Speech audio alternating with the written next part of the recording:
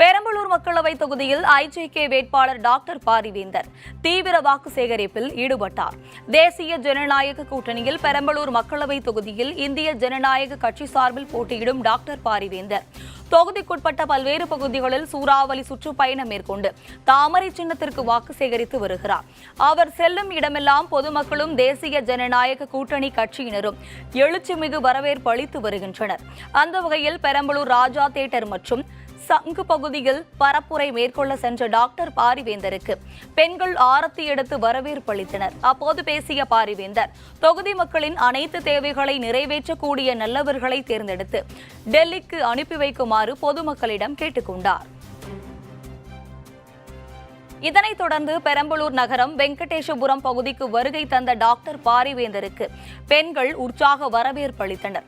அப்போது அவர்களிடையே உரையாற்றிய அவர் கடந்த 5 ஆண்டுகளில் தொகுதி மேம்பாட்டுக்காக மத்திய அரசு ஒதுக்கிய 17 கோடி ரூபாயை மக்களின் தேவைகளுக்காக முழுமையாக செலவு செய்திருப்பதாக தெரிவித்தார்.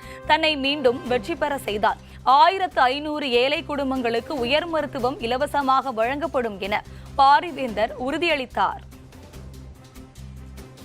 பெரம்பலூர் புதிய பேருந்து நிலையத்தில் வியாபாரிகள், பொதுமக்கள் மற்றும் பேருந்து பயணிகளிடம் டாக்டர் பாரிவேந்தர் ஆதரவு திரட்டினார். பெரம்பலூர் தொகுதிக்கான தேர்தல் வாக்குறுதி மற்றும் கடந்த 5 ஆண்டுகளில் எம்பியாக செய்த மக்கள் நற்பணிகள் குறித்த புத்தகத்தை வழங்கி தாமரை சின்னத்திற்கு வாக்கு சேகரித்தார்.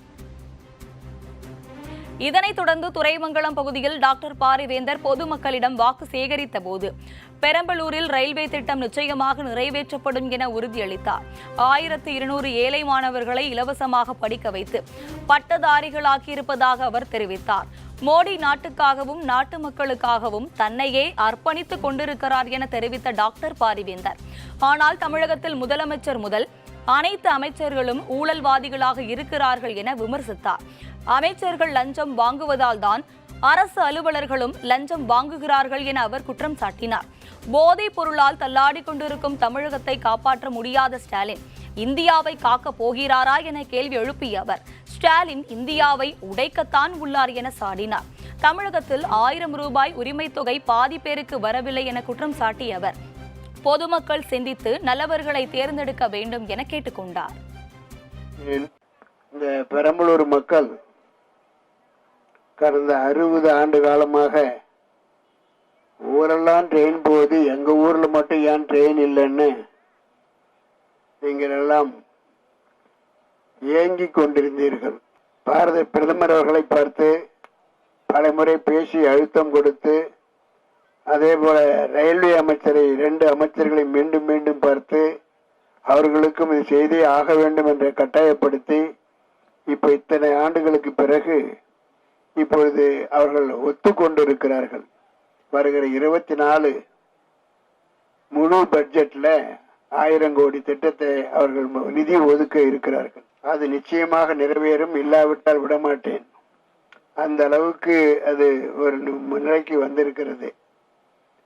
அது முடிய வேண்டுமானால் நான் பாராளுமன்றத்துக்கு மீண்டும் போகணும். இதை சொல்லி நான் கேட்கறேன்னு நினைக்காதீங்க. பாதியில விடுபட்ட திட்டம், அதை முடித்து விட்டால் உங்க ஊருக்கும் பெருமை. 50 ஆண்டு காலத்தில் எத்தனையோ எம்பிக்கள் முயற்சி பண்ணி முடியாத ஒன்றை பாரிவேந்தர் முடித்து கொடுத்தார் என்பது எனக்கும் பெருமை.